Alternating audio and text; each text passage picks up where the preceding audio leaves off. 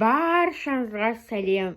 Осындай керемет болып шығатын, жұп-жұмсақ, оңай жасалатын шоколадты пирогтың жасалуын білгілеріңіз келсе, осы видеоны соңына дейін қараңыздар.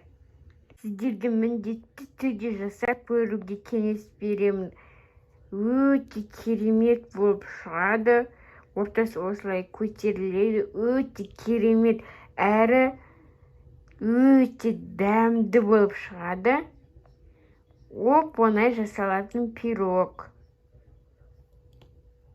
Бізде шоколадты пирогымызды жасау үшін ыстық сүт, қант, какао және қант, сұйық май, жұмыртқа, шоколад және сары май және ұн. Сосын бізде ішіндегі начинкасы кез келген жидек түрі. Мен құпынай алдым. Немесе сіздер кез келген жаңғақ түрінде алсаңыздар болады.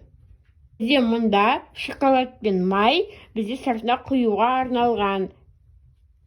Мына жердегі заттардың құрамдарын, грамдарын бәрін описаниеда жазып қалдыратын боламын. Мұнда бізде ыстық сүт, осыған какаоымыз бен қантымызды салып, осы ыстық сүтте ерітетін боламыз. Оны осы жақсылап араластыруымыз керек. Ішінде осындай іртік қалмайтындай жақсылап араластырасыздар. Біздің какаолық массамыз дайын болды. Енді біз ыдысымызға жұмыртқаларды жарып, қантпен бірге миксермен көпірден араластыратын боламыз. Қантымызды бірден қоспаймыз.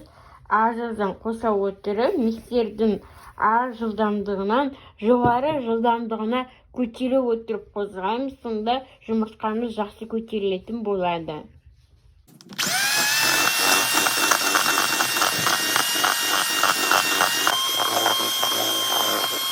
Осылай екі есе көтерілгенше қозғаймыз.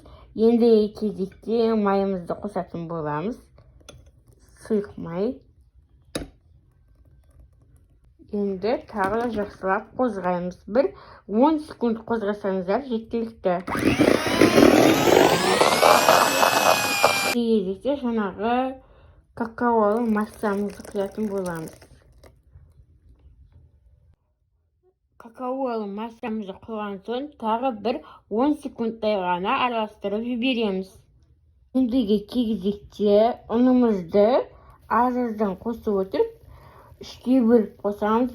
Бәрін бірге қосып ұндарды, біздің пирогымыз көтерілмей қалуы мүмкін. Сондықтан аз-аздан қоса отырып, міндетті түрде ситадан өткізіңіздер, миксерлейтін боламыз. Біздің шоколадты қамырымыз дайын болды. Енді осыған дайындап қойған жемістерімізді қосамыз. Енді массамызды формамызға құйып пісіреміз. Менде форма 26-24-ке де пісіруге болады. 170-160 градуста жарты сағат 20 минут көлемінде пісіретін боламыз. Біздің пирогымыз дайын болғанша шоколад пен майды ерітеміз. Мінекей осылай шоколадты глазур жасап аламыз. Мінекей менің пирогым пісіп шықты. Өте жұмсақ, керемет болды. Енді арнайы ыдысқа салып, бетіне шоколад құятын боламыз. Мінекей біздің шоколадты пирогымыз дайын болды. Мен үстін жаңағы еріткен глазурмен және де кокос жаңқасымен әсемдедім. Сіздер өздеріңіз қалауларынша кез келген жаңғақ түрімен немесе жеміс жидекпен әсемдесеңіздер болады. Немесе ештеңемен әсемдемей өзінде жеуге болады. Өте жұмсақ, дәмді, керемет болып шығады. Жасап көріңіздер.